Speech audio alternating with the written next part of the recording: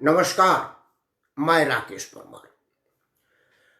मित्रों, आज एक बड़ा ही महत्वपूर्ण विषय मैंने कल उठाया था। मैकाले की शिक्षा पद्धति पर हमारे देश में जो देश विरोध करने की साहस कर लेते हैं या अपनी बात रखते हैं, देश का कोई स्थान नहीं मानते जानते, उसी की ये अगली कड़ी है कि चीन से क्षेत्रफल में ज़्यादा होते हुए भी कई तरह की ऋतु और कई तरह की मौसम और कई तरह की नदियाँ, प्रचुर मात्रा में धूप, अत्यधिक पानी, कई तरह की क्षेत्रफल वाला खेती योग्य भूमि के बाद भी हम पिछड़े क्यों हैं।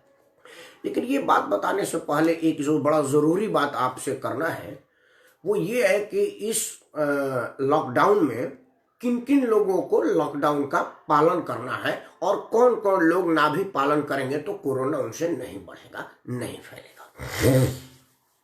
मित्रों, हमारे भारत देश में 3-4 लोग होते हैं जो क्राउड पुलर माने जाते हैं, मतलब जिनसे भीड़ खींची चली आती है। मतलब वो बिल्कुल उस तरह से है कि जिस तरह से आप गुड़ रख दीजिए तो चींटियों को निमंत्रण देने की जरूरत नहीं पड़ती, वो अपने आप गुड़ की खुशबू से चली आती हैं। आप समा जला दीजिए तो परवानों को बुलाने की जरूरत नहीं पड़ती, वो अपने आप उस लौ के पास आती हैं और आकर के अपने अंतिम गति को प्राप्त होती हैं। उसी तरह से हमारे यहाँ कुछ लोग हैं जो क्राउड पुलर माने जाते हैं, उनसे जनता अपने आप खींची चली आती है। यह है अभिनेता, नेता और ढकोसला और ढकोर शंख वाले साधु लोग, मुल्ला लोग, या जो लोग बेमतलब के बोल वचन देते रहते हैं वो उसको प्रवचन बोलते हैं। ये लोग भीड़ को खींचने की शक्ति रखते हैं।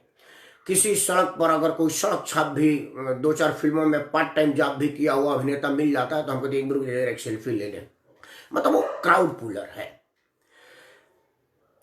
अगर ये सब चीज एक ही आदमी में हो तो वो उसका क्या कहना। अगर वो नेता भी हो, अभिनेता भी हो, भाषणबाज भी हो और बड़ा बाप का बेटा भी हो, खानदान भी बड़ा बड़ा, तो हम ये क्या करना। अगर आप में ये सारी योग्यता है तो आपसे कोरोना नहीं फैलेगी। आप 100, 200, 500 आदमी की भीड़ इकट्ठा कर सकते हैं, आप पर कानूनन कार्रवाई भी नहीं होगा, क्योंकि पुलिस आपके स्थान विशेष पर लाठी तब बरसाएगी जब आप गरीब होंगे, मजदूर होंगे, मजबूर होंगे। क्योंकि अगर आप सब्जी लेने के लिए जा रहे हैं, पुलिस वाला हाथ में झोला देखा, डंडा बरसाना शुरू कर देगा। आप साइकिल पर राशन लेके आ रहे हैं अपने परिवार के खाने के लिए, पुलिस वाला आप पर डंडा बरसाने लगेगा। लेकिन अगर आप किसी बैंक के पैसा लेकर के भाग रहे हैं तो पुलिस का आला अफसर आपको बकायदे रूट देगा कि कहां तक जाना है। अब जब कमिश्नर रूट देगा तो कांस्टेबल तो सैल्यूटे मारेगा ना भाई। मैं बात कर रहा हूं, कर्नाटक राज्य का एक बहुत बड़ा राजनीतिक परिवार है, उसका एक लड़का है निखिल। दक्षिण भारत में तमिल, तेलुगु और कन्नड़ फिल्मों में काम किया है। दक्षिण भारत के कर्नाटक राज्य के एक स्थान विशेष से चुनाव लड़ा हुआ है। हालांकि वो कांग्रेस के पूर्व विधवा से हार गया, लेकिन वो मेंबर पार्लियामेंट बनने की कोशिश किया था। तो अभिनेता है, नेता है और मुख्यमंत्री का बेटा है, प्रधानमंत्री का नाती है। मतलब उसके पिता HD कुमार स्वामी जी कर्नाटक के मुख्यमंत्री थे, उसके बाबा ग्रैंडफादर HD देवगौड़ा साहब देश के प्रधानमंत्री थे। मतलब जहां कानून का ज्ञान भी है, क्राउड का अभिमान भी है, पैसा के लिए तो कहना नहीं है, कई 100 करोड़ का तो उसने घोषित किया हुआ है। लेकिन अगर वो भीड़ भाड़ करता है, शादी ब्याह करे, उसे कोई दिक्कत नहीं, एंगेजमेंट करता है, डांस पार्टी कर सकता है, पुलिस वाले खड़ा होकर के सुरक्षा देंगे, उस पर पुलिस डंडा नहीं बरसा सकती क्योंकि वो विशेष है। ये आजकल हमारे देश में हम सब शेष हैं, आदमी विशेष है तो कोरोना उससे नहीं फैलेगा। यह सीन तब है जब भारत सरकार स्वास्थ्य मंत्रालय ने यह कह रखा है कि बेंगलोर पूरा शहर रेड जोन में है, मतलब वहां कम्युनिटी ट्रांसमिशन का खतरा है, कम्युनिटी ट्रांसमिशन से भी कोरोना का खतरा फैल सकता है। उसी बेंगलोर शहर के लोग सारे रामनगर में आए थे, जो रेड जोन नहीं था उसको भी प्रभावित करके चले गए। अंदर 100-500 लोग थे। फोटो में पता चल रहा है कि सब एक दूसरे में गलबहियां किए हुए थे। उस पार्टी में कन्नड़ फिल्म के टॉप सुपरस्टार आए थे, राजकुमार आया था, सुरेश आया था, साई कुमार आया था। मैंने जो पहचाना, क्योंकि वो आजकल तो दक्षिण भारत की बहुत सारे फिल्में डब करके टीवी पर आ रहा है और हम लोग भी खाली बैठे हुए हैं तो सिनेमा चल रहा है। तो अब तो बहुत लोगों को हम लोग पहचानने लगे हैं दक्षिण भारत के कलाकारों का, और ये सब बड़े नाम है। राजकुमार बड़ा नाम है वहां का दक्षिण। वो जब किडनैप हो गया था वीरप्पन के द्वारा तो पूरी कायनात आ गई थी। अब तो राजकुमार नहीं है, उनके दोनों बेटे आए थे जो आज के तारीख में कन्नड़ के सुपरस्टार हैं। और ये शादी साधारण शादी नहीं थी। जेडीएस का नेता और कांग्रेस की नेता, मतलब कांग्रेस के चिन्नप्पा साहब की बेटी से शादी हुई है। वो भी अपने आप में एक बड़ी हस्ती है। निखिल और रेवती का परिवार कर्नाटक का बहुत प्रभावशाली परिवार है। उन लोगों ने हमारे कानून को जूते के नोक पर रखा, बोला भाई तुम्हारी हैसियत क्या है, कोरोना हमारे यहाँ नहीं आएगा और ना ही सरकार का लॉकडाउन हमारे पास आएगा। हम जो चाहेंगे वो होगा, हमसे कोरोना नहीं फैलता। कोरोना गरीब आदमी से फैलता है। जो सब्जी बेच रहा है पुलिस वाला उसका ठेला पलट सकता है, डंडा बरसा सकता है। कोरोना गरीब आदमी से फैलता है जो झोला लेकर के अपने परिवार के भरण पोषण करने के लिए, राशन का इंतजाम करने के लिए बाहर जा सकता है, उस पर कोरोना फैलेगा। और मजे की बात है कि टीवी पर भी इसका चर्चा नहीं होगा। टीवी पर खट से आया और झट से हटा दिया गया कि कर्नाटक के पूर्व मुख्यमंत्री जी जोगासवर के बेटा की शादी में कानून का पालन नहीं किया, हट गया। जितना टीवी पर जमात पर समय दिया गया, जितना टीवी पर, बल्कि एक और बड़ा हंसी आई मुझे, मतलब मैं तो कहता हूं कि समाचार लॉकडाउन में आप लोग समाचार को देखा करें, कभी कभी हास्यपद सीन भी आता है, आपका मनोरंजन भी हो जाएगा। मतलब हमेशा टेंशन वाला सीन नहीं आता।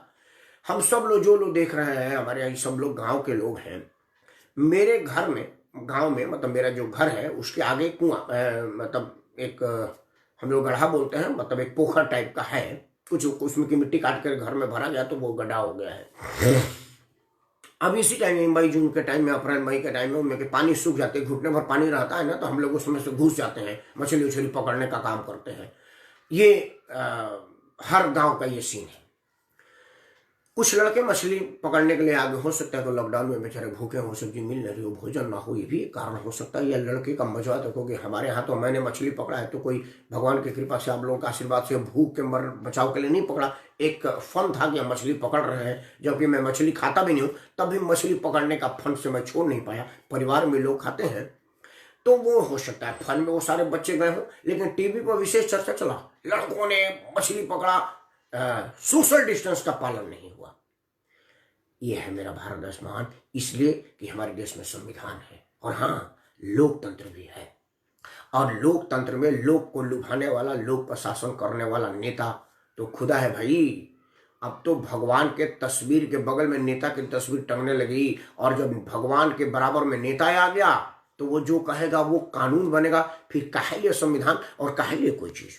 खैर, हम इसी देश के नागरिक हैं, मुझे अपने संविधान की सराहना करनी चाहिए। वो चाहे बेशक हमको 2 दर्जे का नागरिक मानता हो, हमारी हैसियत देख करके हम पर लागू होता हो, वो एक अलग बात है, बट है तो इसी देश के नागरिक ना भाई। इसी देश के संविधान दिए प्रदत्त अधिकार से मैं आपके सामने बोल रहा हूँ। ये मेरे लिए बड़े गौरव की बात है। मेरे संविधान को प्रणाम, लोकतंत्र को प्रणाम। और लोकतंत्र में अलग अलग तरह के भेदभाव करने वाले को तो 2-3 बार प्रणाम। खैर, बात कल से आगे, जो मैंने कल बात किया था मैकाले की शिक्षा पद्धति, उसके आगे मित्रों, जैसा कि मैंने कल कहा था कि मैकाले जब भारत में आया, देखा कि भाई 1857 की गदर क्रांति में भारत के लोग अब मुंह उठाने लगे हैं और ये जरूर कोई बड़ा विस्फोट होगा, इसके पहले इस पर नियंत्रण पाया जाए। तो उन्होंने अपने यहाँ का सबसे बड़ा विद्वान, शिक्षाविद और अंग्रेज में बहुत बड़ा शख्सियत लॉर्ड मैकाले को भेजा कि भाई जाओ और जा करके भारत की तहस नहस करने की योजना बनाओ। वो बेचारा घूमा और पूरी जांच पड़ताल के बाद उसको ये लगा कि भाई यहाँ की संस्कृति पर सबसे पहले आघात करो, यहाँ के संस्कृति का नाश करो और तब जा करके होगा। मित्रों, जहां जहां अंग्रेज हुकूमत की है और जहां जहां अंग्रेजों ने अपना बीमारी छोड़ा है, वो सब के सब देश बर्बाद है। भारत, पाकिस्तान, बांग्लादेश, ऑस्ट्रेलिया, इस सब जगह क्रिकेट होता है, क्योंकि यह सब अंग्रेज गुलाम बनाए ना, तो क्रिकेट दे गए। अंग्रेजी के बाद क्रिकेट भी दे के गए हैं। मतलब आप 5 दिन तक क्रिकेट खेलेंगे और हम सब लोग टीवी पर देखेंगे। मतलब 5 दिन तक कोई काम नहीं रहा। मैं भी जानने में उत्सुक रहता हूँ कि ये स्कोर क्या हुआ, आउट हुआ कि नहीं, सचिन का शतक बनेगा कि नहीं। हम भी इस पर आ गए। मैं भी खूब क्रिकेट देखता हूँ, बड़ा क्रिकेट का लवर हूँ मैं। लेकिन चीन में क्रिकेट नहीं होता। आपने सुना किसी ने कि चीन की क्रिकेट टीम ने कितना स्वर्ण पदक, कितने शतक बनाया है?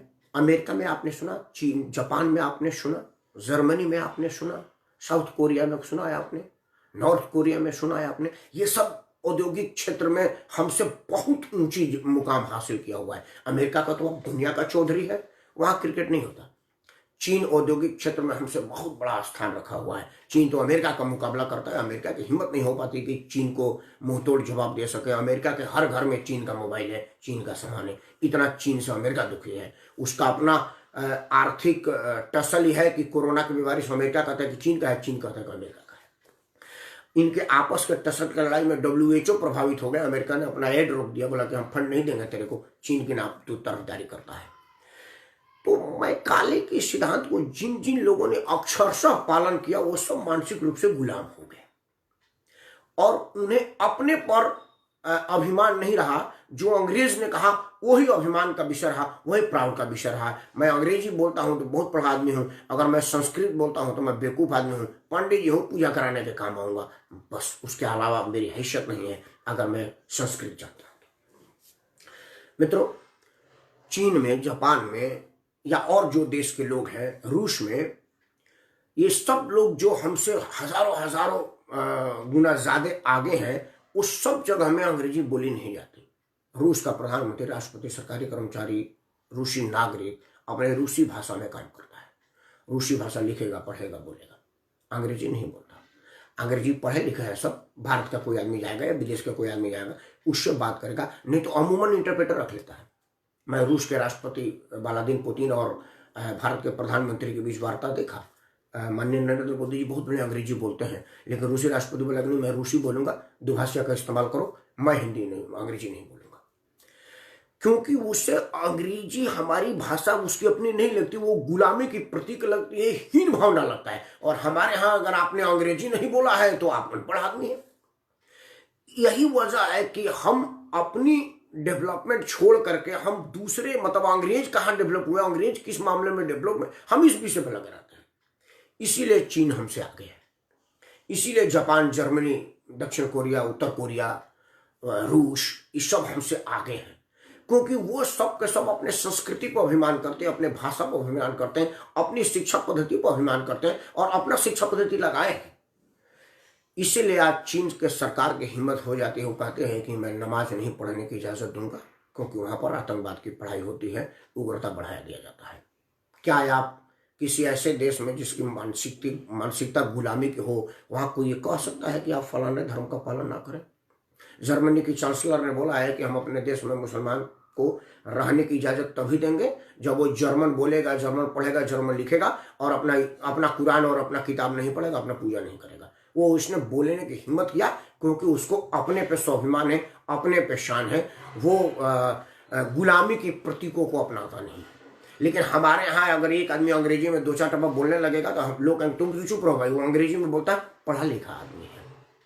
इसीलिए हमारे यहाँ कहा जाता है कि हम तेरे संविधान को नहीं मानते, तेरे भगवान को नहीं मानते, हम कुरान को मानते हैं, हम रामायण को मानते हैं, हम गीता को मानते हैं, गुरबाणी को मानते हैं, बाइबिल को मानते हैं। ये कहने की हिम्मत मैं कर सकता हूँ क्योंकि मुझे मालूम है कि हम अगर संविधान को गाली देंगे तो हम पर कुछ नहीं होगा, लेकिन अगर मैं कुरान को गाली दे दिया तो मेरे ऊपर 200 केस लग जाएगा। ये हमारे देश में संभव है, चीन जापान में नहीं है, क्योंकि हमें शुरू से ही मानसिक गुलामी के अधीन कर दिया गया है। हमने गुलामी के अलावा और कुछ सीखा ही नहीं। इसीलिए चीन हमसे किसी भी मामलों में मुकाबले में ही नहीं है। मतलब हमारे यहाँ 4 ऋतुएं हैं, हमारे यहाँ धूप इतनी प्रचुर मात्रा में आती है कि हमको ऊर्जा का किसी और स्रोत पर इस्तेमाल करने की आवश्यकता ही नहीं है। हमारे पास धूप इतना ज्यादा है, हमारे पास धूप होता है, बरसात होता है, जाड़ा होता है, आंधी तूफान के साथ थमी हवा भी होती है। वो सब प्रकृति के कई चीजों के लिए काम आता है। हमारे यहाँ कई फसल ऐसी होती है जिसको जाड़े की आवश्यकता होती है तो वो जाड़े में बोया जाता है। कई फसल ऐसा होता है जिसको गर्मी की आवश्यकता होती है तो हमारे पास गर्मी भी है। ये रूस में नहीं है, ये चीन में नहीं है। रूस और चीन में तो आधा चीन तो -डिग्री में रहता है और पूरा रूस माइनस में रहता है। उसने धूप देखा ही नहीं, उसके पास धूप वाली कोई चीज कृषि नहीं हो सकती। लेकिन देखिए वो अपना मोमो हमारे यहाँ बेच दिया। अब दिल्ली के हर जगह, मैं जहाँ रहता हूँ दिल्ली का सबसे सस्ता मोहल्ला है, सबसे गरीब लोगों का मोहल्ला है, लेकिन हमारे घर के कोने पर मोमो बेच रहा है। और मजे की बात है कि वो मोमो बनाता है और उसको तेल में फ्राई करके देता है। मतलब मोमो शाख में फ्राई, क्योंकि हम गुलाम हैं, हमें मालूम है मोमो बाहर का है तो बढ़िया ही होगा। लिट्टी नहीं बनता है दिल्ली में बिकता, मोमो बिकता है, क्योंकि हमारी मानसिकता गुलामी की है। हमें दूसरे के थाली में घी ज्यादा लगता है, अपने थाली में कम लगता है। हमें दूसरे का बीवी अच्छी लगती है, अपनी बीवी खराब लगती है। हमें दूसरे का धन ज्यादा धनी लगता है, अपना खराब लगता है। गौरव गोयल देख रहा है, इसके दुकान का आइसक्रीम मुझे अच्छा लगता है, लेकिन मेरे घर अगर दूध का आइसक्रीम बने तो अच्छा लगेगा, लेकिन गौरव गोयल का आइसक्रीम वाकई अच्छा लगता है। गोपाल छप्पन भोग दुनिया में मशहूर है, अब तो देश विदेश में गोपाल छप्पन भोग का आउटलेट खुल गया है, दिल्ली के अलावा भी। तो उसी तरह से है कि हमें दूसरे की गुलामी दास्ता पसंद है। इन विषयों पर मेरे एक बोलने से नहीं होगा। इन विषय पर जब तक सब लोग संयुक्त रूप से इस बात की मांग नहीं करेंगे कि भाई हमें अपना पसंद है, तब तक ऐसा नहीं हो सकता। मैं बड़े भाई अजय अदित दुबे जी को प्रणाम करता हूँ। दुबे जी, कल आप हट गए थे, आपका कोई व्यस्तता ही रहा होगा, वरना आपका आशीर्वाद से मैं महरूम कैसे हो सकता हूँ। अजित भैया, आपसे मैं चाहूँगा कि आप अपना मार्गदर्शन मुझे दें। आज का विषय है कि चीन से औद्योगिक क्षेत्र में हम पीछे क्यों हैं। ये मामला असल में कल का एक्सटेंशन है। कल जो मैंने मैकाले की शिक्षा पद्धति का बनाया था कि आखिर हमारे देश में लोग हमारे ही संविधान को धत्ता बताते हुए हमारे ही देश के विरुद्ध जाने तक की स्टिंग कोशिश कैसे कर लेते हैं, तो वो मैंने जो अपने हिसाब से जाना वो ये लगा कि मैकाले की शिक्षा पद्धति है जो गुलामी और दास्ता हमारे मन मस्तिष्क में बैठा दी है, हम दूसरा सुन ही नहीं पाते हैं। जबकि आज मैंने उसी को आगे किया, क्योंकि कल 45 मिनट हो गया था। बाद में लोग कंप्लेन करते हैं कि भैया बड़ी देर तक आपका वीडियो देख नहीं पाते हैं, कम में ज्यादा बोलिए तो बढ़िया रहेगा। आज उसी का एक्सटेंशन है कि हमारे मुकाबले में चीन का क्षेत्रफल कम है। हमारे मुकाबले में चीन में मौसम बिल्कुल नहीं है। चीन में तो मौसम ही नहीं है भारत के मुकाबले, लेकिन चीन, रूस, जापान, जर्मनी, अमेरिका, इन सब में औद्योगिक क्षेत्र में, शिक्षा क्षेत्र में, अर्थव्यवस्था में हमसे बहुत आगे है। क्योंकि उन सब लोगों ने अपना समय क्रिकेट में नहीं बर्बाद किया, अपना समय मैकाले की शिक्षा पद्धति से शिक्षित होने में नहीं बर्बाद किया, अपना समय अंग्रेजी के चक्कर में नहीं बर्बाद किया। क्योंकि रूस का राष्ट्रपति घमंड से रूस में बात करता है, रूस में लिखता है, रूस में पढ़ता है, और आज रूस की तकनीकी ऐसी है कि अमेरिका की हिम्मत नहीं है कि एंटी मिसाइल सिस्टम रूस से बढ़िया N40 बना सके। दुनिया में N40 के मुकाबले का कोई एंटी मिसाइल है ही नहीं है जो मिसाइल को उसको देख करके अपने आप चल करके मार दे। उसने रूसी भाषा में, वो इंजीनियर पढ़े हुए हैं, वो वैज्ञानिक पढ़े हुए हैं, लेकिन हम तो अंग्रेजी के अधीन हैं, हम तो अंग्रेजी की दास्तां में हैं। इसलिए हमारा स्थिति ये है कि एक गौरव, मैं आपकी बात पढ़ूंगा, जरा अपनी बात रख लो। हमारी स्थिति यह है कि एक चिड़िया होती है हमारे गांव में, कुछ कुचुआ बोलते हैं, अजित भैया जानते होंगे, आदरणीय द्विवेदी जी भी उसको जानते होंगे। यहाँ पता नहीं उसको क्या बोलते हैं, वो कूद कूद के चलती है। गौरव को पता होगा यहाँ उसको क्या बोलते हैं। एक पंछी होती है गौरव जो कूद कूद के चलती है। तो हमारे गाँव में कहावत कहते हैं कि कुछ कुचुआ गए हंस के चाल सीखे तो अपन भुला गए। मतलब वो कुछ कुचुआ पंछी गया हंस का चाल सीखने की, मैं हंस का चाल सीखूंगा, हंस वाला चाल तो सीखने पे अपना भी भूल गया। मैं दिल्ली में ऐसे बहुत लोगों को जानता हूं जो बढ़िया से हिंदी नहीं बोल पाते, लेकिन आपसे मिलेंगे तो कोशिश करेंगे ये बताने की कि मुझे अंग्रेजी आती है। अब विल कहाँ लगता है, सेल कहाँ लगता है, ये नहीं बताएंगे। आई विल डू कि आई सेल डू, ये उनको पता नहीं होता, लेकिन वो कोशिश करेंगे कहने के कि आई विल डू। हो सकता है वहां पर आई सेल डू लगता हो, लेकिन वो बोलेंगे, बोल रहे हैं, क्योंकि उनको ये पता है कि मैं अंग्रेजी बोल रहा हूं तो पढ़ाई लिखा आदमी होऊंगा, सामने वाले पर यही प्रभाव पड़ेगा। और ये सच्चाई भी है कि सामने वाले पर प्रभाव पड़ता है कि यार ये अंग्रेजी बोलता है तो बढ़िया ही होगा। इस मानसिकता से जब तक हम लोग ग्रसित रहेंगे तब तक हम विकास नहीं कर पाएंगे, और चीन जापान का हम किसी को मुकाबला नहीं कर पाएंगे। आपको पता है, एक बहुत आश्चर्यजनक और दुखद बात बता दूं कि औद्योगिक विकास हमारा बांग्लादेश से भी खराब है। बांग्लादेश के रुपए की कीमत अंतर्राष्ट्रीय बाजार में हमसे बढ़िया है। बांग्लादेश हमारे उत्तर प्रदेश इतना भी नहीं है, लेकिन बांग्लादेश अपने इंडस्ट्री को मजबूत करके रखा है। हालांकि बांग्लादेश भी अंग्रेजी मानसिकता के गुलाम वाला ही देश है, लेकिन हमारा इतना नहीं है, क्योंकि हमारे यहाँ लोकतंत्र भी तो है।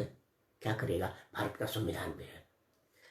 आप सब लोग भारत के संविधान के आड़ में देश को गिरने से बचाना है तो अपने अपने जगह पर इस बात को पहुंचाएं, इसको मुद्दा बनाएं, ताकि नेताओं को पता चले कि लोग अब ये बात समझने लगे हैं, तब जाकर के होगा। गौरव ने पढ़ा है, कुछ लिखा है, मैं चाहता हूँ लोगों का मार्गदर्शन पढ़ दूँ। एक तो गौरव जी को बहुत बहुत धन्यवाद, एक टॉप क्लास की इंडस्ट्रिस्ट ने मेरे को अगर कुछ एडवाइस दिया है तो बढ़िया दिया होगा।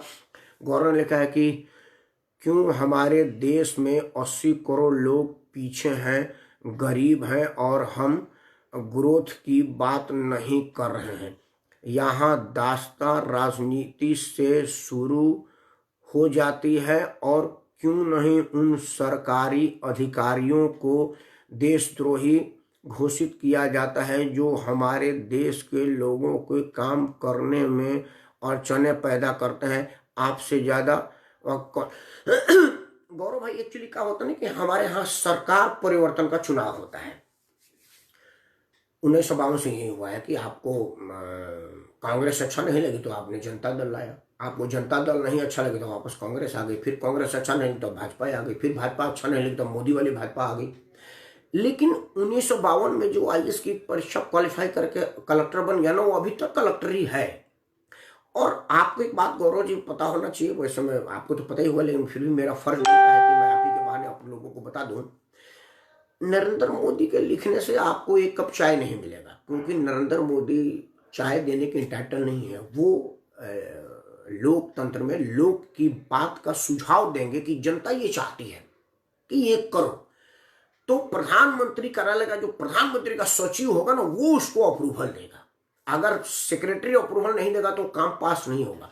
मंत्री, वो लिखा गया है डिजायर बाय द मिनिस्टर्स, वो लिखा जाता है कि मंत्री जी के इच्छा से, मंत्री जी के चाहने से, and desire by the minister लिखा जाता है, लेकिन साइन होगी उस सेक्रेटरी के ऊपर ही। तो फाइल में जो घोटाला हुआ है, जो बेईमानी हुई है, वो ड्यू टू सेक्रेटरी हुआ है। आपने मंत्री तो बदल दिया, सेक्रेटरी तो वही है ना। अब गौरव गोयल अपना और हम अपना उदाहरण लें। मान लीजिए मैं आपके दुकान में गया है, आपके दुकान में से 4 आइसक्रीम का मटकी उठा लिया, हालांकि आप तो बिना मांगे भी दे देते हैं, लेकिन मैं चोरी करके ले दिया। और हमारे साथ एक आदमी आपका दुकान वाला है, वो जो आता है बंगाली, हमने 2 मटकी उसको भी दे दी। अब मैं चला गया, वो आके पूछेगा कि मटकी क्या हुआ, बोलेगा कि बिक गई या पिघल गई, क्योंकि वो कैसे कहेगा, 2 मटकी तो वही लिया हुआ है। तो हम दोनों ने आपस में 2-2 मटकी बांटा है। अब हम लोगों को आप नौकरी से हटा देंगे, लेकिन जो मटकी में से आइसक्रीम निकाल कर मेरे को दिया है वो तो आपकी दुकान में ही है। जब तक आप उसको नहीं निकालेंगे तब तक कैसे होगा? जब वो निकलेगा तो कहेंगे यार 5 मटकी मिसिंग है, गलती होती तो रॉ मटेरियल यहाँ पड़ा होता, बिकी होती तो गले में माल पड़ा होता, ना तो गले में माल है ना रॉ मटेरियल फ्रीजर में पड़ा हुआ है, तो गया का मतलब चोरी हुई है। तो चोरी कौन किया? यहाँ परमार बैठा था, यही लेके गया होगा, क्योंकि जिम्मेदारी उसी की थी। तो हम शॉपकीपर नहीं बदलते, हम काउंटर बदल देते हैं। काउंटर से क्या होता है? माल तो गले में है ना भाई। तो हम सचिवालय का सचिव नहीं बदलते। अगर सचिव बदलेगा तब जाकर के जांच होगा, क्योंकि जब जांच, आप नहीं कहते कि ज्वाइंट सेक्रेटरी स्तर के आदमी से जांच हो रहा है, पुलिस कमिश्नर का असिस्टेंट कमिश्नर स्तर का आदमी जांच कर रहा है। अरे तो असिस्टेंट कमिश्नर अपने ही असिस्टेंट कमिश्नर का जांच कैसे करेगा? क्योंकि आज वो है, कल उसके जगह दूसरा होगा तो वही ना। तो भारत में व्यवस्था परिवर्तन तो हुआ ही नहीं, सत्ता परिवर्तन है, आदमी परिवर्तित होता है। जहां पर कल मनमोहन सिंह जी थे, वहां पर अभी मोदी जी बैठे हुए हैं। मोदी जी ने भी अपने दुबे जी को नहीं हटाया था, जो मनमोहन जी के सेक्रेटरी थे। दुबे जी वहीं रहे। जो विदेश सचिव थे, जो वित्त सचिव थे, जो रक्षा सचिव थे, वो सब कहाँ हटे? वो तो वहीं रहे ना। तो मान लीजिए अगर कोई रक्षा मंत्रालय में घोटाला हुआ होगा तो मंत्री बदल गया, सचिव तो वही है, तो वो कैसे कहेगा कि यहां पर घोटाला हुआ है? यही वजह है, और ये होने नहीं देता। नेताओं को भी पता हो कि यार, लोगों को पता चलता है कि मनमोहन सिंह बेईमान है, तो मनमोहन सिंह हटा मोदी लिया दो। असल में ना तो मनमोहन बेईमान है ना मोदी बेईमान है। बेईमान वो आदमी है जो फाइल पर साइन किया और उस पर मांग ही नहीं होती कि उसको बदला जाए, उसको हटाया जाए। और हम लोगों को इतना सोचने का परमिशन ही नेता नहीं दिया है, क्योंकि जैसे हम सोचने लगेंगे तो बोलेगा 1 मिनट तुम्हारा नाम क्या है? मैं बोले जी राकेश सिंह। ओ परमार छत्री हो? देखो जी, मैं पिछड़ी जाति का हूं, ये ठाकुर जाति का है, स्वर्ण समाज का है। इसके बाप दादा ने हम सबों को परेशान किया था और अब ये परेशान हो रहा है, हम इसको बर्दाश्त नहीं करेंगे। क्षत्रिय एकता के विरुद्ध शेड्यूल एकता जिंदाबाद। उसके बाद जो बेवकूफ लोग हैं जिनका दिमाग में अफीम डाली गई है वो ताली बजा हाँ टिक टिक टिक टिक टिक, ये स्वर्ण समाज का आदमी है, ये हमारे पिछड़े जाति के आदमी का भला नहीं चाहता है, वो चोरी किया तो क्या हुआ, हमारी जाति का है। इतनी हम लोग उसके दिमाग में जात भर गए। गौरव यही कारण है और कोई कारण नहीं है। और जय हो। हाँ गौरव भाई जय हो। आदरणीय प्रेम नारायण द्विवेदी जी को सादर प्रणाम। द्विवेदी ने लिखा कि N18 इंडिया पर चर्चा थी कि जेडीएस नेता सफाई दे रहे हैं कि 15 लाख लोग शादी में हाँ उनका वो जो मुसलमान प्रवक्ता था वो बोल रहा था, मैंने भी उसको देखा था और हमने 200 लोग, हाँ वो मैंने पढ़ा था, परिवार हेतु शर्मनाक है उनको उदाहरण देना चाहिए। देखिए जब सरकार ने निश्चित कर दिया है कि अगर किसी के घर आकस्मिक देहांत हो जाता है तो 20 आदमी होगा, क्योंकि मौत रोकी नहीं जा सकती है, शादी को टाली जा सकती थी। HD कुमारस्वामी को अगर न्यूमेरिकल पर इतना ही भरोसा था, इतना ही धर्म भीड़ू अगर वो आदमी थे तो वो रेवती और निखिल की शादी करा देते। उसके बाद उन लोगों को जहां मर्जी करते, उनके पास तो लंबा फार्म हाउस है जो अपना हनीमून मनाते रहते हैं। जब ये झंझट खत्म होता तो कहते कि मैंने लॉकडाउन का पालन किया, चूंकि मैं प्रधानमंत्री के का नाती हूँ, मुख्यमंत्री का बेटा हूँ और स्वयं भी एक बहुत बड़ा सेलिब्रिटी हूँ, इसलिए मेरी जिम्मेदारी और सब लोगों से ज्यादा है। ये द्विवेदी जी और राकेश परमार से बड़ी जिम्मेदारी मेरे पास है, क्योंकि मेरे राकेश परमार बोलता है तो 2-4 आदमी सुनता है, वो लोग बोले ट्वीट करने पर करोड़ों लोग फॉलोअर हैं उनके, तो इसलिए मैंने लॉकडाउन का पालन किया। जिस तरह से झूठा ही शिकल सलमान खान ने एक वीडियो जारी किया कि ये वो भी एक वीडियो जारी कर देते दोनों पति पत्नी शादी करके कि देखिए मैंने शादी कर लिया, चूंकि ये शुभ मुहूर्त था और हम धर्म भीड़ू लोग हैं, इस चीज को मानते हैं, हम विज्ञान पर भरोसा नहीं करते। इस वैज्ञानिक युग में भी हम विज्ञान के इस्तेमाल पर जहाज में चल सकते हैं, रॉकेट पर पर भरोसा कर सकते हैं, लेकिन और वैज्ञानिक चीज पर नहीं करते, उसमें हम धर्म भीड़ता दिखाते हैं। लेकिन हमने शादी कर लिया, लेकिन शादी का विधिवत आयोजन होगा जब ये लॉकडाउन खत्म होगा। आप भी दुआ करो, मैं भी दुआ करूं कि जल्द से जल्द कोरोना वायरस खत्म हो। देश की जनता के सीने में डबल इज्जत बढ़ जाता कि देवगौड़ा साहब ने इतना बड़ा कदम उठाया है। लेकिन वो लोगों तो देखिए, ये तो देवगौड़ा इसका ब्याह था, कोई बड़ी बात नहीं थी। वहीं का एक मामूली MLA का जन्मदिन पार्टी था, वो सैकड़ों हजार लोगों के साथ केक काट रहा था और केक बांट रहा था। जन्मदिन था, जन्मदिन। उसने लॉकडाउन में जन्मदिन तक नहीं रोका। शादी से और की क्या बात कर रहे हैं, क्योंकि उसको पता है कि हमारा कुछ नहीं होगा। टीवी वाले 10-20 मिनट चला के खत्म कर देंगे। ना तो मोदी जी की पुलिस हमको कुछ करेगी, क्योंकि मोदी जी की पुलिस करेंगे तो 4-5 MLA या MP हमारे कर्नाटक में समर्थन में है और 2-4-5 केंद्र में समर्थन में, फट से सरकार में से समर्थन वापस ले लेंगे। क्या करिएगा आप? या वो कहेगा कि आपने ये किया था और फलाना वाला बतिया वो वाला, वो मालूम है ना, हाँ रात के 3 बजे के बाद वाला कह दूं टीवी पर बुला करके। अब मोदी कहेंगे ना ये रहने दीजिए, जांच होगा, जांच हो रहा है। 1.5 साल के बाद एक नया मुद्दा फूट जाएगा, कोई दौरा नया वायरस आ जाएगा। आप भूल जाएंगे कि कुमारस्वामी ने अपने बेटे की शादी में कितने लोगों को बुलाया था, वो भूल जाएंगे। नया एक कोरोना, एक कोई नया वायरस आ जाएगा, कुछ नहीं होगा तो कहीं बम फट जाएगा। नहीं तो पाकिस्तान पर तो बम मार ही रहे हैं, हम लोग कर ही रहे हैं, तो वो करेंगे। इसमें कानून का डर हमको आपको है, कानून का डर समर्थ को नहीं दोष गोसाई। जो रामायण में लिखा हुआ है, आजकल रामायण चल रहा है, समर्थ को नहीं दोष है, जो समर्थवान है वो दोषी नहीं है। ज्ञान भास्कर द्विवेदी दिख नहीं रहे हैं, लेकिन उन्होंने लिखा है। ज्ञान भास्कर द्विवेदी लिख रहे हैं कि औद्योगिक क्षेत्र में चीन से हम इसलिए हैं क्योंकि सुना है कि वहाँ घूसखोरी नहीं है, काम मार्जिन पर लोग नहीं, मार्जिन पर नहीं ज्ञानू। चीन के मामले को तो मैं बड़ा नजदीक से जानता हूं, क्योंकि जैसा कि तुम तो जानती हो मैं कॉर्पोरेट कंसल्टेंट हूं। मेरे कई कंपनियां चीन से रॉ मटेरियल आयात करती है और यहाँ पर असेंबल करके बेच देती है।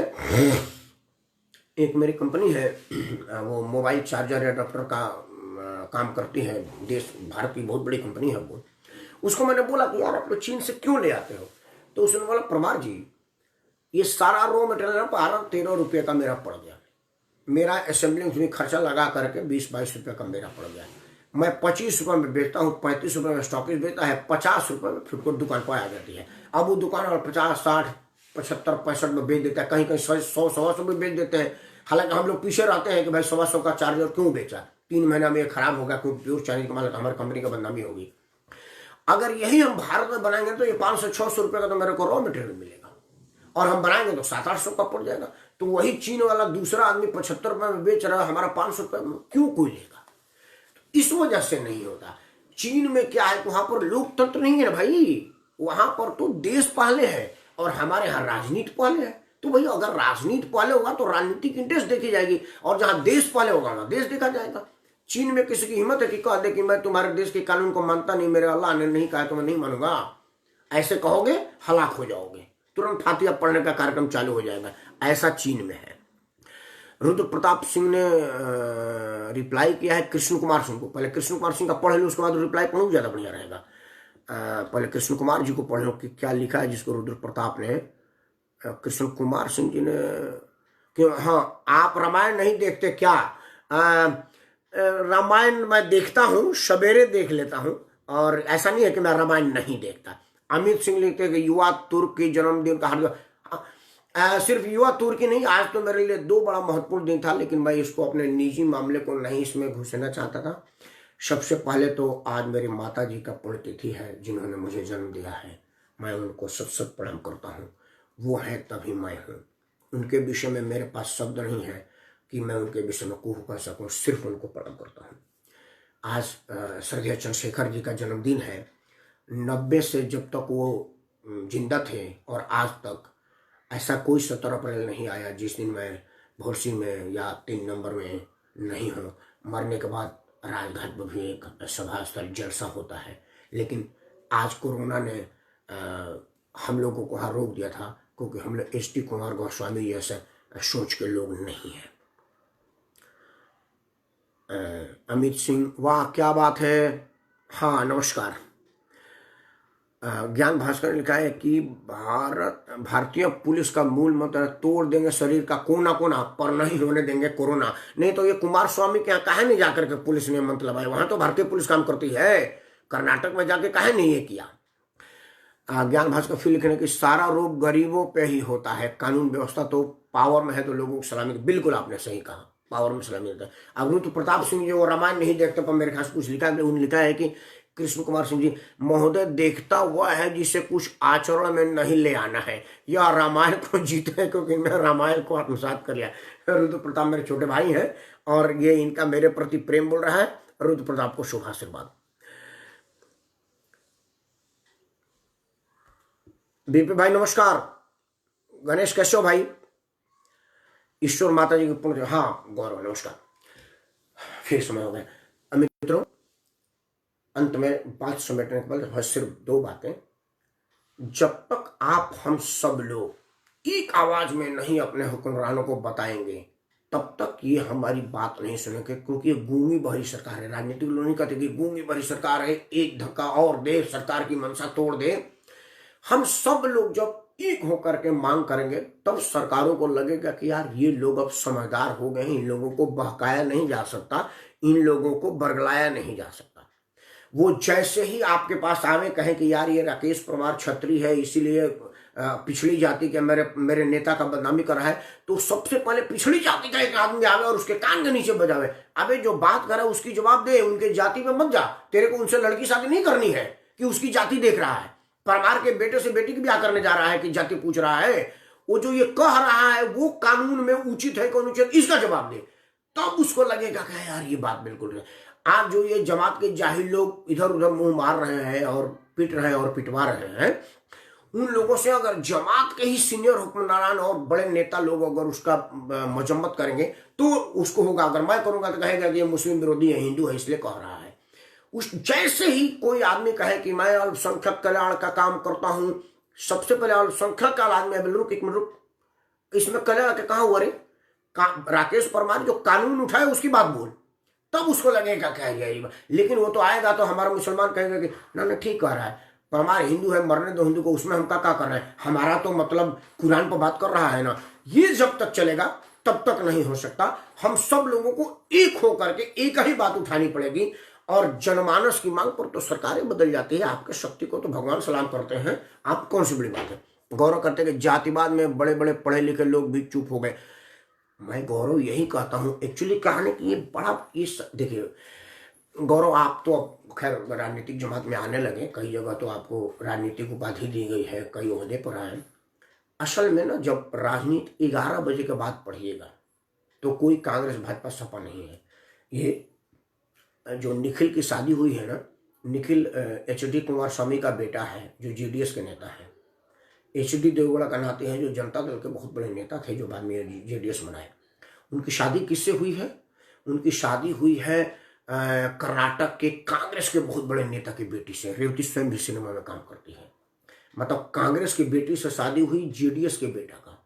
और आशीर्वाद देने कौन गया? भारतीय जनता पार्टी का मुख्यमंत्री। मतलब आशीर्वाद देने का खिलखिला के हंस रहा है। लालू प्रसाद यादव, मुलायम सिंह यादव नरेंद्र मोदी का सुबह उठ करके 5 गाली देंगे तब चाय पीते हैं, पहले गाली दे लेते हैं। और लालू की बिटिया की शादी होते हैं तो मोदी जी पूरा लावा मेराने तक वहां बैठे होते हैं, लगता है जैसे कन्यादान वही करेंगे, और पूरा परिवार खिलखिला के फोटो खिंचाता है।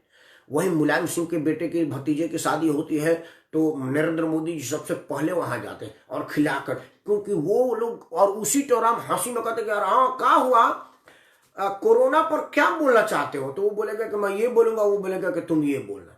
वो आपस में तय कर लेते हैं और हमें उसी तरह से लड़ाते हैं जैसे लखनऊ के नवाब मुर्गा लड़ाते थे और आपस में बैठ करके मजे लेते थे, और हम मुर्गे की तरह से लड़ते हैं। आज भी हम पढ़े लिखे हैं, लेकिन मैं माफी चाहते हुए उन पढ़े लिखे लोगों से कहता हूं, मैं तो अपने आप को पढ़ा लिखा मानता ही नहीं, मैं हूं भी नहीं, क्योंकि मैकाले के शिक्षा पद्धति को मैं शिक्षा पद्धति नहीं मानता, इसलिए मैं कहता हूं कि मैं पढ़ा लिखा नहीं हूं।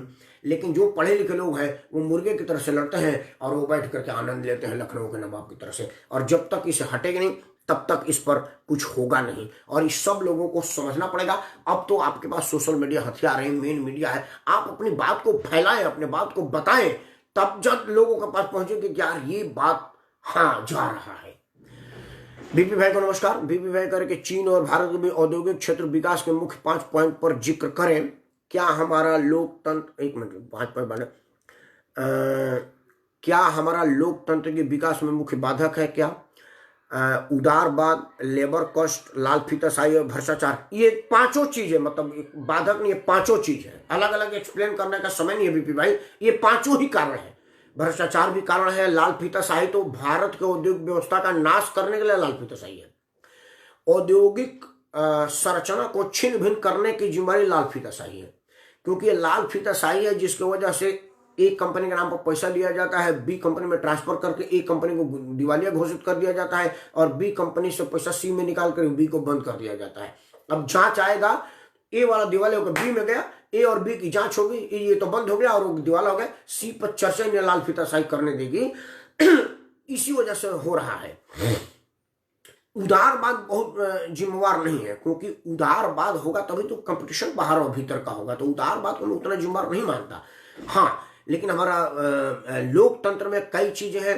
अब मान लीजिए कि कोई कंपनी खुली है बिहार में और लालू प्रसाद यादव का कोई फोन आ गया, देखो मेरे 4-5 निकम्मे लोग हैं, पोस्टर सटते हैं, मेरे लिए मारमेंट को रख लेना। वो कहेगा सर ये मिनिमम IIT चाहिए, तो बोलेगा ठीक बात है, तो कल उसको बिजली विभाग को नोटिस बुला के कटवा देगा बिजली कि रुक जाइए अभी हम जांच कर रहे हैं कि मीटर फास्ट क्यों भाग रहा है। 1 महीना रोक देगा बिजली वाला, उसकी कंपनी बंद हो जाएगी, तो कहेगा भेज दे, 4 निकम्मे घूमते रहेंगे, 4-5 लोगों में क्या पता चल रहा है। एक ये भी जिम्मेवारी है, लेकिन हम ही उसके जिम्मेवार हैं, क्योंकि हम ऐसे नकारे लोगों को सीट पर, सत्ता पर बैठाए हुए हैं। गौरव करें कि ये मुद्दा जातिवाद जो उठाया उसी को लाल कर दो, क्योंकि मुद्दा अगर बदलेगा नहीं तो देश भी नहीं बदलेगा। मुद्दा अर्थव्यवस्था का होना चाहिए भैया। गौरव जी, असल में अगर मैं ये बात कहूं तो ये सरकार मुझ पर ST आयोग में केस बुक कर देगी और जज साहब को कहेगी कि ये जाति सूचक शब्द कह रहा था, 2 आदमी खड़ा कर लेगा। तो जातिवाद की लड़ाई में जातिवाद फैलाने वालों का कुटाई अगर वो लोग करें जिनकी जाति के नाम पर ये कोहराम हो रहा है, तब जाकर के बदलेगा। मैं नहीं बदल सकता, क्योंकि उन्होंने तो कानून में इतना मुझे फांस दिया है कि मैं बोलने के पहले 5 बार सुनता हूं, मेरी बात कोई सुन तो नहीं रहा है ना। क्योंकि क्या पता किसी नेता को मेरी बात बुरी लग जाए, बोलेगा एक काम सुन भाई, जरा 100 नंबर पर फोन करो, राकेश परमार को बोलो कि अनुसूचित जनजाति अधिनियम का केस बुक करे। अब मैं 6 महीने तक जेल में रहूंगा, भूल जाऊंगा, क्योंकि गौरव गोयल को जानता भी हूं मैं। 6 महीना बाद मेरा सुनवाई होगी कि राकेश परमार तू किस केस में भर्ती बंद हुए। मेरे को सर तो अभी याद ही नहीं कि 6 महीने पहले मैंने कहा क्या था। नहीं तो फिर 6 महीने अंदर और जाओ। तो मैं तो बोलने की हिम्मत नहीं कर सकता। हाँ, अगर कोई अनुसूचित जाति का आदमी उसके पिछवाड़े पर कूटेगा कि साले ये बता हमारे नाम पर हमारा भी कौन सा भला हो रहा है। राकेश को तो बर्बाद कर ही रहा है, हमारा ही कौन सा तूने भला कर दिया। भला किया तुमने अपने नकारे लोगों का। मैं नाम ले रहा हूं, रामविलास जी दलित के नाम पर राजनीति में आए हैं। उन्होंने अपने गांव के कौन से दुसाध को एमपी एमएलए प्रधान बनवा दिया या पुलिस में नौकरी लगवा दिया। अपने बने, अपने भाई को विधायक मंत्री बनाए, नेता बनाए, अपने बेटा को बनाए। और क्या किया, लालू प्रसाद यादव पिछड़ी राजनीति में गए तो लालू जी ने कौन से सामान्य अहिर और पारसी को बनवाया। उन्होंने अपने 7वीं में 7 बार फेल बेटे को मंत्री उप मुख्यमंत्री बनवा दिया। अंगूठा टेप बीबी को मुख्यमंत्री बनवा दिया। हमारे मुलायम सिंह यादव जी पिछड़ी जाति के उत्तर प्रदेश में आए तो उन्होंने कौन से और किसी अहिर का भला किया। उन्होंने अपने घर के लोगों में जो जन्म लेता है वो पहले आरक्षित हो जाता है कि भाई आपको कौन सा पद मिलने वाला है। लेकिन ये वो नकम्मे और बेवकूफ लोग नहीं समझते हो, कहते कोई बात नहीं, अहिर है ना, तो हमारा नेता है राकेश छत्री है, उसको तड़पा रहा है, सता रहा है, ठीक बात कर रहा है। क्योंकि लकड़ी को कुल्हाड़ी तभी काटती है जब कुल्हाड़ी में लकड़ी लगी हो, तभी लकड़ी कुल्हाड़ी लकड़ी को काट पाएगी। और ये साला वो जो लकड़ी है ना वो खुश होता है कि मैं काट रहा हूं, उसको ये याद नहीं होता है कि काट तू रहा है, वो कुल्हाड़ी नहीं काट रही, और कट तेरे ही लकड़ी का कटिंग हो रहा है, तेरा ही लकड़ी जलाया जाएगा, तू बर्बाद होगा। लेकिन यही प्रकृति है, वो आज भी राजनीति रामायण गीता से तो प्रकृति से लेते हैं कि अगर आपको लकड़ी काटनी है तो लकड़ी के सहारा लेना पड़ेगा, बिना कुल्हाड़ी में लकड़ी लागे कुल्हाड़ी लकड़ी को काट ही नहीं सकती।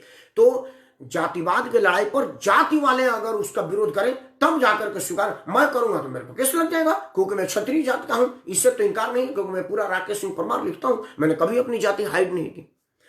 आप पढ़े लिखे से ज्यादा समझ, अरे भैया मैं पढ़ाई लिखा नहीं तो समझदार कहां से। अगर मैं समझदार होता तो मेरे पास गोपाल 56 भोग का चैन नहीं 10 20 25 होता।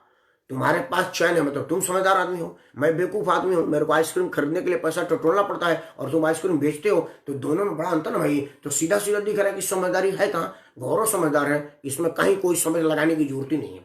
एनीवे, अरे बाप समय ज्यादा हो गया, विनम्रता समय क्षमा चाहता हूँ। आपसे हाथ जोड़ के प्रार्थना है कि इस बात को समझिए जो मैं कह रहा हूँ 1 घंटे का टाइम पास नहीं है। अगर मेरा मुद्दा गलत है तो मैं गलत हूँ, लेकिन इसको ठंडे दिमाग से गौरव मिल्क शेक पीते हुए करना, बादाम डाल करके, ताकि दिमाग खुले और सोचना कि मैं क्या कह रहा हूँ, क्या मेरा मुद्दा सही है। तो मेरे मुद्दे को अपने आशीर्वाद दीजिए, अपने अपने फोरम पर इस मुद्दे को उठाइए, ताकि लोगों को पता चले कि देश की जनता हमारी इस कलही को पहचान गई है, हमको जान गई है, और अभी ज़्यादा दिन तक नहीं रहेगा, तभी होगा। नहीं तो ये कोरोना से भी बड़ा बीमारी है जिसका इलाज अभी बना नहीं है, और हमारे नेता बनने देंगे भी नहीं। आज प्रेमनाथ देव जी लिखा कि परिवारवादी नेताओं पर सटीक लताड़। द्विवेदी जी, हमारा तो काम है मुद्दे का बात करना, और जो लोग मुद्दे को भटकाने और विरोध करने की कोशिश करें उन्हें लताड़ लगाना। लेकिन ये तभी संभव होगा जब आपका आशीर्वाद मिलेगा, आपका समर्थन मिलेगा और आपका साथ मिलेगा, क्योंकि एक मेरे अकेले से कुछ नहीं होगा। क्योंकि ये महाभारत का अभिमन्यु मैं हूँ नहीं कि पूरा कौरव सेना से मुकाबला कर सकूं। वो भी चक्रव्यूह में फंस गए थे और मारे गए थे। ना ही मैं भगवान मर्यादा पुरुषोत्तम राम हूँ कि पूरी लंका की सेना के बीच में खड़ा होकर के हुंकार मार दूं।